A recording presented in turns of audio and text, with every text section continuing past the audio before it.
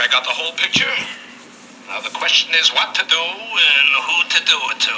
Wally, before you make any hasty decisions, I'd like to say a few words. About what? About humanity. Now look, even though we're all part of the cold corporate setup, deep down under our skins, there's flesh and blood. We're all brothers. But some of us are uncles. Now you may join the Elks, my friend, and I may join the Shriners, and other men may carry cards as members of the Diners. Still others wear a golden key or small Greek letter pin. But I have learned there's one great club that all of us are in. There is a brotherhood of man, a benevolent brotherhood of man, a noble tie that binds all human hearts and minds into one brotherhood of man. Your lifelong membership is free. Keep giving each brother all you can. Oh, aren't you proud to be in that fraternity, the great big brotherhood of man? Now, Wally, I want you to remember that before you consider firing Mr. Bigley. Who's considering that? Get the hell out of here. You see, I know what's on your mind. You'd like to clear out the whole place. I mean, from top to bottom. It's the obvious move, but stop and think. One man may seem incompetent, another not make sense, while others look like quite a waste of company expense. They need a brother's leadership, so please don't do them in. Remember, mediocrity is not a mortal sin. There, We're in the brotherhood of man, dedicated to giving all we can. Oh, aren't you proud to be in that fraternity? Brotherhood. The great big brotherhood of man. Yep. I found this a while ago, and just looking up Masonic-inspired entertainment, I guess. Brotherhood of Man by Robert Morse. Now, if you've done any reading or research into the secret societies and this stuff, that's one of their little code words for, the New World Utopia, Universal Brotherhood, New Age, Golden Dawn, etc. But in this video, I might just show, maybe my next video, I'll just use my screen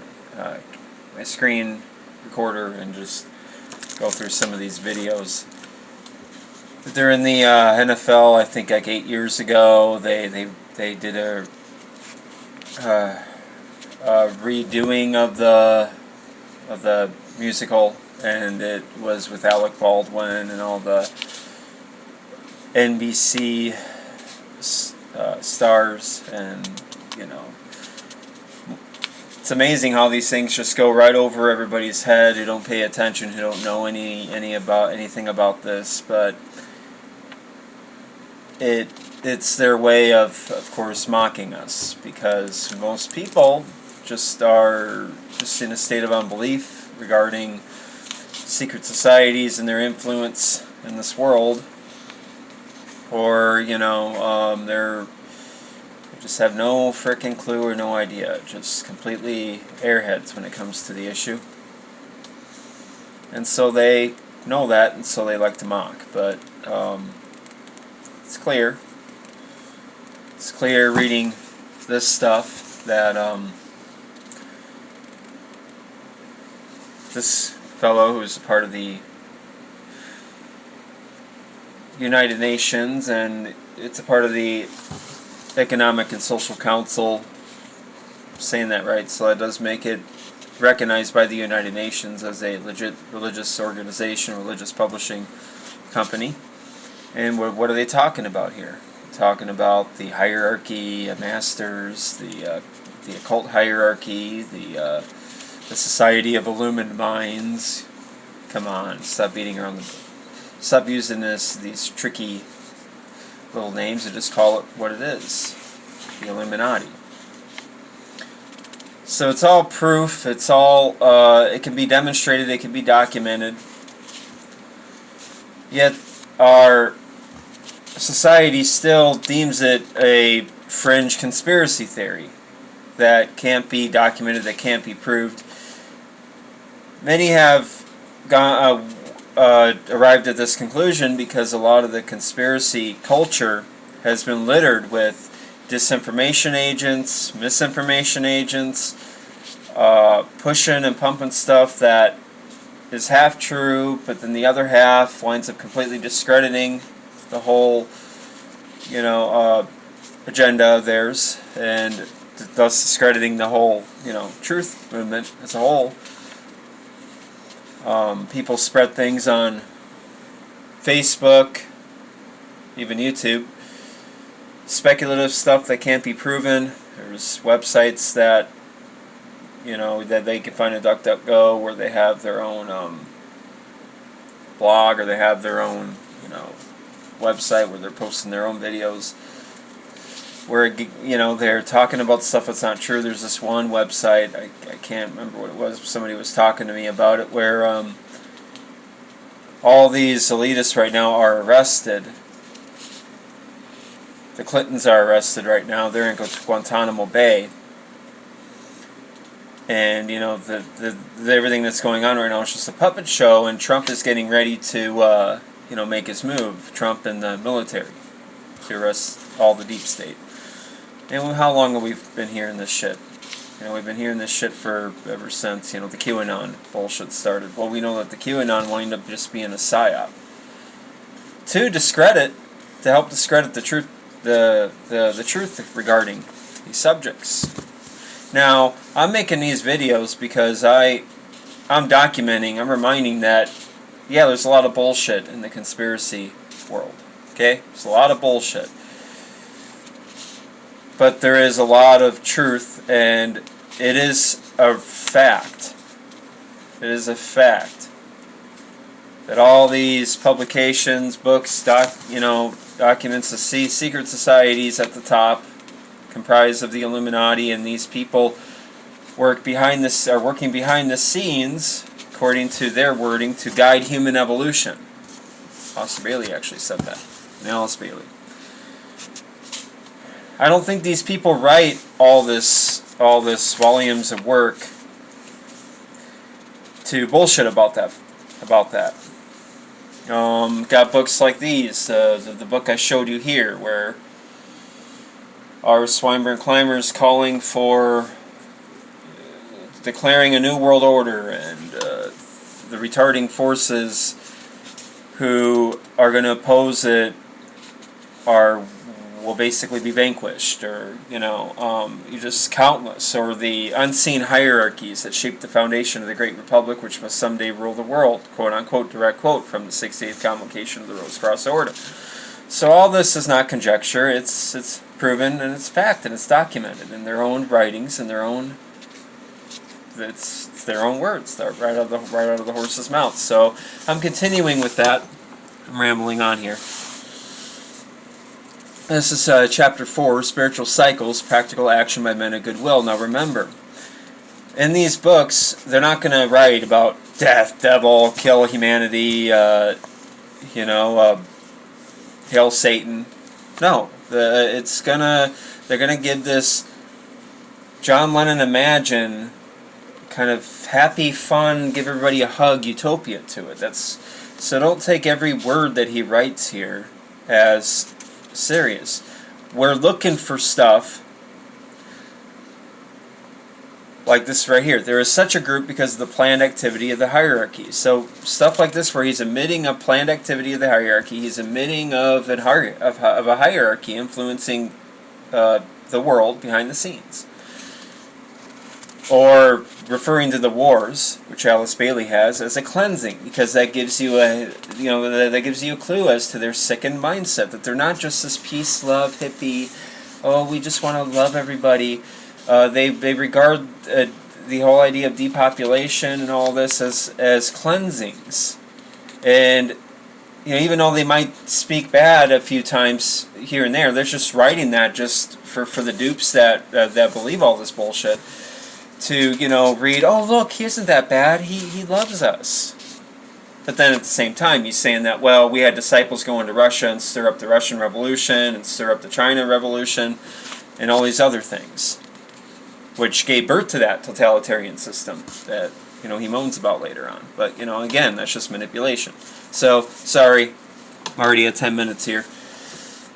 We have been seeking to understand a little more deeply the significance of the fact that there is a group of esotericists in the world, which is more important as a whole than any particular society which is a part of it. There is such a group because of the planned activity of the hierarchy, which included the giving out of certain information. We have considered something of the origins of the hierarchy and what sort of men they really are, and a little of how they work. They work to a plan, and he capitalized that P on plan, about which we have heard and about which we are often a little vague, but about which we can know a great deal if we make the needed effort. We have considered discipleship and its position in the world today because under the law, without the disciples, the masters could do much less than they have done. No matter how potent the meditation of the hierarchy may be, action has to be taken on the physical plane among the sons of men with relation to physical plane human affairs if the plan, again he capitalizes the word plan, so I'm just showing he's serious, is to go forward. They need groups of people who have been trained to meditate, who have in consciousness touched the plan, and who can help in the subjective work. But they also need much more, and often very desperately, disciples who having learned these esoteric truths, can cooperate in effective physical plane action. One of the masters, not my master, is reported to have said that World War II might have been avoided if there had been more disciples willing to do more. They do have to work through disciples, and in our consideration of the situation in the world today, we recognize the wide open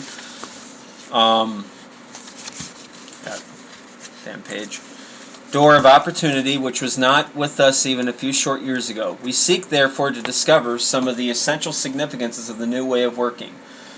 The Piscean age, the age of Pisces, which to them represents the Christian age, with its crystallizations and its special methods of work, is drawing to a close, and we are already more than halfway through the 500-year overlapping transition period from the Piscean to the Aquarian era.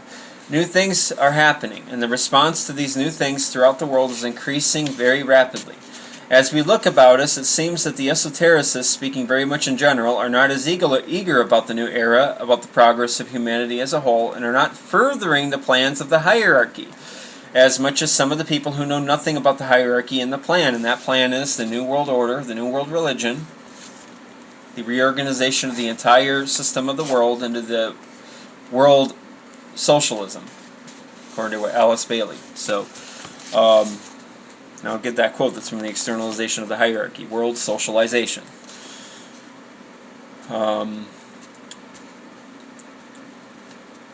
He admits that there are plans of the hierarchy. He capitalizes both plans and hierarchy. Okay, I mean, these people write in a way to where they're letting you know this is serious. This is no joke. But then write mumble-jumble stuff in between, statements like this. This should shock us into more effective action. For many centuries, the hierarchy has met in periodic conclaves for the consideration of problems which confront them and the carrying forward of the task for which they are responsible. As stated in the introduction, the cycle of activity of the hierarchy as a whole is in periods of 100 years. The next major hierarchical review of the world situation and the problems of humanity will take place in 1975, and a major conclave took place in 1925. It is in the first quarter of the century that the hierarchy focuses dynamic action for the next 100-year cycle. The great expansion of human consciousness which has taken place between 1925 and 1975 because of the decision of the Lord of the World, and the Lord of the World to him is Santa Chimera. That Santa Chimera is an anagram for Satan, and it's admitted that Santa Chimera is Lucifer. So, The decision of the Lord of the world to take certain drastic action has produced a unique occasion, and the hierarchy is now engaged in a carefully planned effort, again, he admits that the hierarchy planning stuff, to take full advantage of the results of the world's struggles, which we as human beings measure almost entirely in terms of world calamity, and which culminated in the victory of the forces of light in 1942, the forces of light being the Axis powers, which both sides of that war were obviously just puppets controlled by the Brotherhood. Increasingly, in the esoteric field, the term ashram has come into use as indicating the sphere of influence of any particular master. In order to carry forward the work which the master in the ashram has accepted as his responsibility, he has attracted those disciples who have the capacity to respond to his note and his vision, who have the urge arising within themselves to work with him. This gives rise to a group relationship and therefore a vortex of spiritual forces which with potencies appropriate to the ray quality and genius and objectives of the individual master. We call the sum total effects of this response to the master's purpose on an ashram. The hierarchy as a whole has been spoken of as the ashram of the Christ. All that has been given us thus far in teaching about the significance of the activities of a master's ashram is only the beginning of an understanding of the real significances. As the effects of the Aquarian age advance, much hastened by the success of the forces of light in the great struggle which we know as World Wars I and II, a new situation in the hierarchy itself has taken place. For example, what we have designated in our thinking as the ashrams of the Master M and the Master KH are now so completely merged and blended that although they are still specifically the ashrams of these two senior masters in the hierarchy, they function almost as one unit. In the Western world, it has been the Master DK who has spearheaded the activity of the hierarchy in reaching the consciousness of humanity with new spiritual teaching, and his ashram has been very greatly expanded in recent time. He was the senior disciple according to his own statement in the ashram of his Master KH, and he has expressed the situation by the statement that his ashram is a subsidiary ashram to that of KH. As the senior member of KH's ashram, he not only carried forward his allotted task in connection with that ashram, but he functioned for a long time in relation to other ashrams, so that he has been referred to as the messenger of the masters. We can see that this was a preliminary forerunner of an interrelationship between the ashrams, which could only take place in the New Age, and which is of deep significance. The entire hierarchy is now focused on preparation for the reappearance of the Christ. Their little fake Messiah frontman that they'll put up. And again, many of this is esoteric. So you're going to find a lot of mumbo-jumbo within these writings, like the ashrams and all this other stuff. All this has, a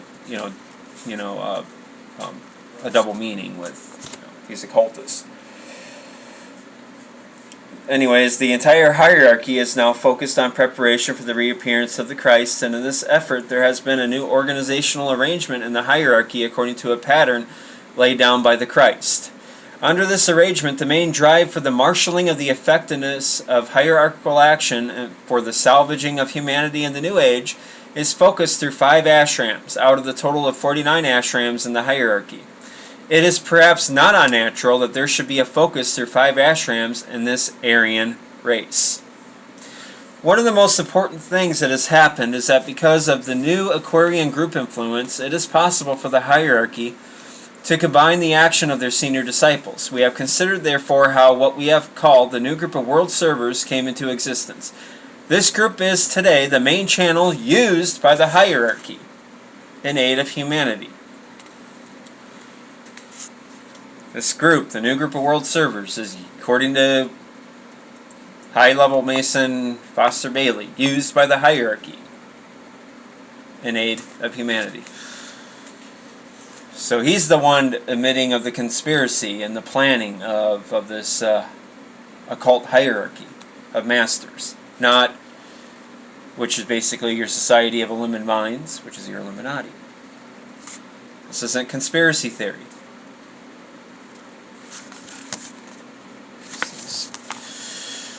We are faced today, as every lover of humanity is faced with opportunity. We have certain definite knowledge that increases our responsibility. If, through the power of our united vision and in the light of our own souls, which because of the training we have undergone, we are able to contact the use, we meet the emergency now confronting humanity. In the hierarchy, it will mean individual effort on the part of every one of us who wishes to take a part. It will mean putting human welfare ahead of our private lives. A master of the wisdom always works at tension. The senior disciples of the masters always work at tension. Everything that happens is accepted as an opportunity. They work with the potencies of the spiritual life behind the soul, which is the monadic quality. 3 aspects of these potencies we know a little about in terms of selflessness and the personality, harmlessness, always constructive action and right speech. We know about the importance of achieving selflessness as we seek to tread the path. For all of us, it is important, perhaps more important than our self-centered personalities like to remember. Real selfishness is the negation of the personality in favor of the soul. It is the shifting of control from one part of us to another part of us. For many lives we have built and lived by that part of us we now seek to transcend. We cling to and think we can rely upon our perfecting personalities, and yet are we not all conscious today of our unsafeness as individuals? For the accepted disciple, using that designation in its technical esoteric sense, impersonality, which is escape from personal limitations and consciousness, has been considerably achieved. Else he would not be a safe instrument for the hierarchy to use as a world server.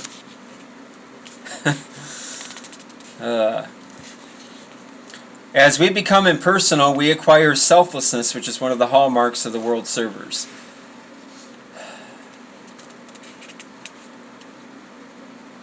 Likewise, we all know something of the need for harmlessness. This fundamental quality of the soul has been sensed and championed by many sincere idealists. It has been misapplied and distorted by the pacifists in the West, and has been the inner spiritual mainspring of the doctrine of non-resistance in the East. Quote, "Whatsoever a man soweth, that shall he also reap," unquote, is an essential rule of human life. Our reaping can be cut short and sharp with pain and suffering leading to quick freedom, or it can be long drawn out and not very bad at any one time. But reap we must. If our own souls hasten the time factor, thus bringing suffering, is the soul harmless as to our personalities? For the accepted disciple, harmlessness is not never doing anything that hurts anybody. Cannot a dentist be a disciple? The essence of this essential quality is expressed by the world server in his steadfast refusal to fight evil. He always works constructively. He persistently works for and builds in that which is good and which ought to be. He uses the power of that spiritual energy we call goodwill and right speech.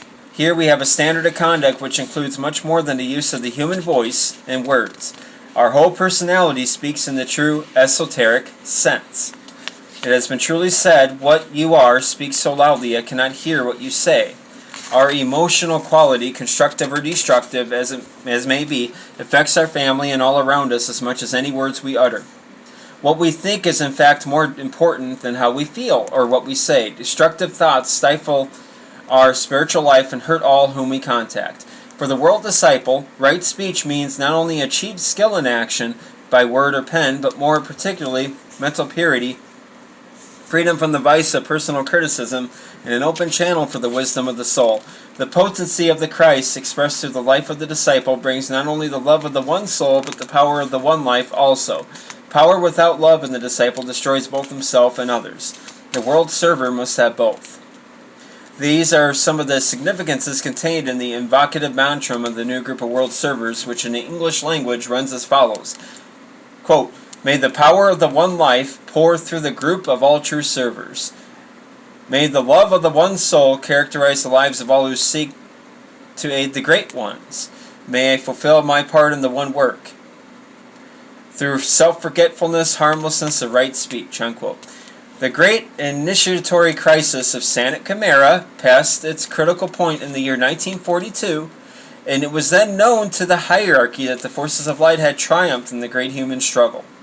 It was demonstrated that the heart of humanity is sound and that the freedom of the human spirit cannot be crushed. But the hierarchy did not relax. They pressed forward with their senior disciples at their own level, while humanity, like a spinning top, had to run down for 3 more years before the physical war was really over. We came then to that amazing year of 1945. There has not been a year like that in the history of humanity for 2,000 years. It was a year in which the whole hierarchy was filled with joy. In 1945, new life poured through the hierarchy into humanity. The thing that really happened, which is of great consequence to you and me, is that at long last the scales were tipped in the spiritual affairs of the human family for which the hierarchy is responsible. The long cycle of frustration came to an end. There is still plenty of chance of things to go wrong and that we might take a slower and harder way than we need to, but the scales were tipped, and today, every act of goodwill by any man or woman of goodwill counts twice when it is used to count. Every effort and every sacrifice of a disciple bears greater fruit than it ever did before. But let's go up here. Here's another very interesting comment by this Freemason. The thing that really happened, which is of great consequence to you and me, is that at long last the scales were tipped in the spiritual affairs of the human family, for which the hierarchy is responsible. Okay? Did you catch that? But anyways, I go back down. The hierarchy was frustrated in the past because they are bound to let humanity go its own way and work out its own destiny. They cannot make spiritual robots of us. Now the hierarchy knows beyond all peradventure that it is just a matter of a relatively short time before humanity really catches the vision and can move forward as a whole. Humanity is on the verge of a great expansion of consciousness and of an entirely new capacity to work together for the good of all men everywhere in the world. This in the past we have never been able to do. It is going to be possible to establish right human relations, and brotherhood will be demonstrated in actual operation as a natural way of life. Now that brotherhood, the universal brotherhood of man, that was in John Lennon's Imagine. That's at the midway through the song he mentions brotherhood of man. That is, and by the way, John Lennon was a socialist.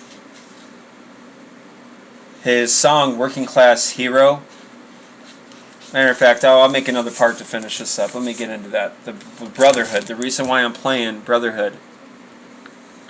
The brotherhood of man, the song, and you know, because the right human relations, the universal brotherhood, when they're talking about this thing, they're talking about a benevolent despotism, a benevolent dictatorship of the super elites over us for our own good, you know, to protect us, to keep us fed, to keep us nice and warm.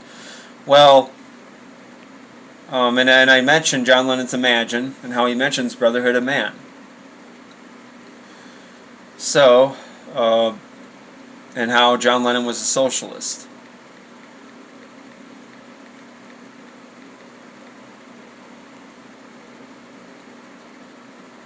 So, you know, I mean, you go there and got a few minutes to go.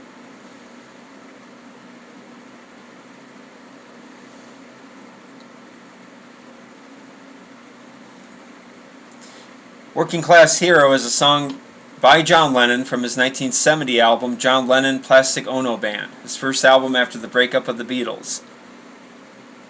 It's the same album that Imagine is on.